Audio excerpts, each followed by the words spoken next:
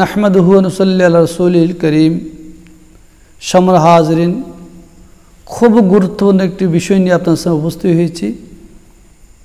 যে বিষয়টি হলো জিলহজ মাসের প্রথম 10 দিন আমল সম্পর্কে।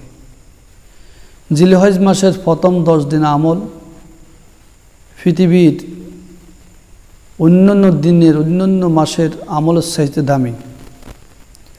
রাসূল করিম সাল্লাল্লাহু আলাইহি ওয়াসাল্লাম বলেছেন যে আল্লাহ রাব্বুল আলামিন ইবাদতের জন্য জিলহজ মাসের 10 দিনের চেয়ে উত্তম আর কোনো সময় নেই। অর্থাৎ জিলহজ মাসের এই 10 দিনের সবচেয়ে উত্তম, সবচেয়ে দামি। ইহার প্রতিদিনের রোজা 1 বছর রোজার সমতুল্য সওয়াব আল্লাহ পাক বান্দার আমলনামা দান করবেন।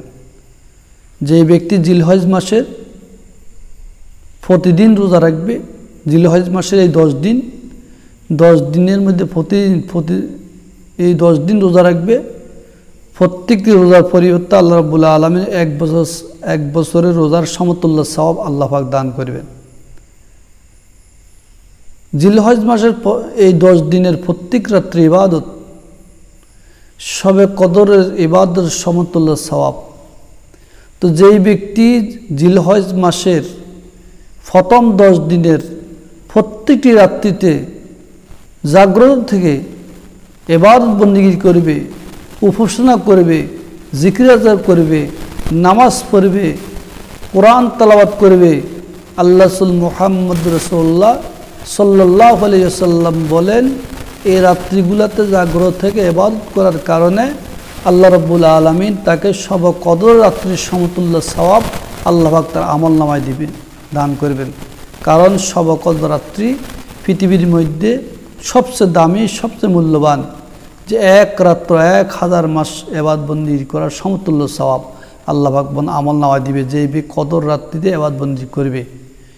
এখন কদর রাত্রি তো আমাদের সবার নসিবে জুটে না, সবার ভাগ্য জুটে না, কিন্তু বিশ্বনবী বলেছেন যেই ব্যক্তি জিলহজ মাসের প্রথম 10 দিনের প্রত্যেকটি রাত্রে ইবাদত বন্দেগী করব জাগ্রত থেকে, সে সব কদর রাত্রির সমতুল্য সওয়াব আল্লাহ পাক তার আমলনামায় দিবে। সে সব কদর ফাঁক বা না ফাঁক, কিন্তু সব কদরের সমতুল্য সওয়াব আল্লাহ পাক বান্দার আমলনামায় দান করবে।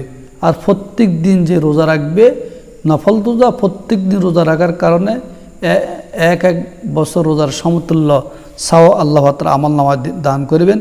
তিরমিজি শরীফের হাদিস, তিরমিজি এবং ইবনে মাজাহ।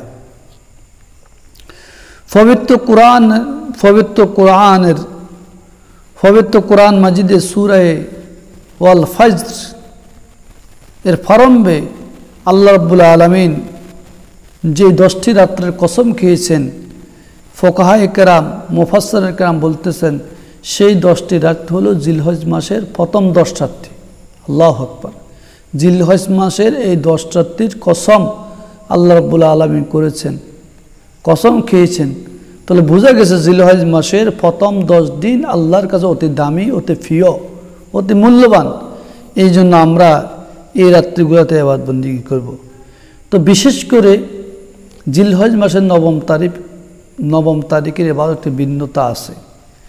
জিলহজ মাসের 9 তারিখ ঈদের মধ্যবর্তী রাত, এই সমস্ত দিন হইতো বিশেষ বুজুর্গি রাখে। আরাফা অর্থাৎ জিলহজ মাসের 9 দিনের রোজা।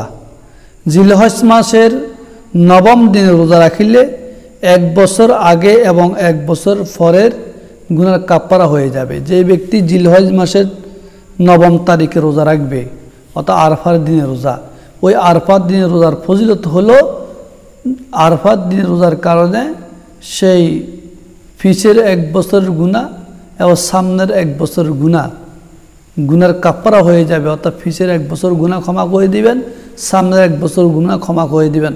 অর্থাৎ 2 বছর গুনাহ আল্লাহ রাব্বুল আলামিন তার মাফ করে দিবেন সে আরফার দিনের রোজা রাখার কারণে। সহিহ মুসলিম।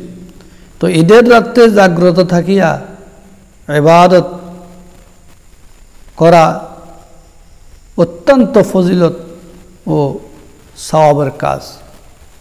সমাজ হাজিরিন, আমরা অবশ্য বুঝতে পেরেছি জিলহজ মাসের প্রথম 10 দিন আমল আল্লাহর কাছে কত দামি, কত প্রিয়।